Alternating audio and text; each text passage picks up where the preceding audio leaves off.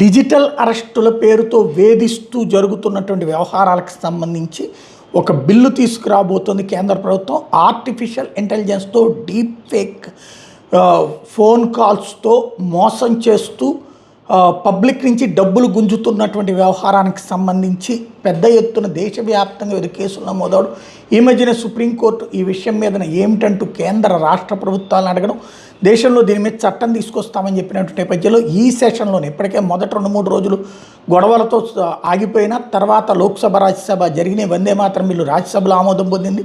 లోక్సభలో అలాగే ఈ లీకేజీలకు సంబంధించినటువంటి వ్యతిరేక బిల్లు ఆమోదం పొందింది.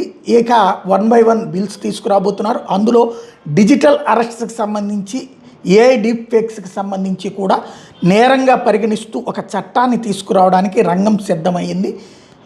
దాన్ని ఈ సెషన్లో పెడతారా, వచ్చే సెషన్లోకి తీసుకొస్తారా అన్నదైతే చూడాల్సిన అవసరం ఉంది.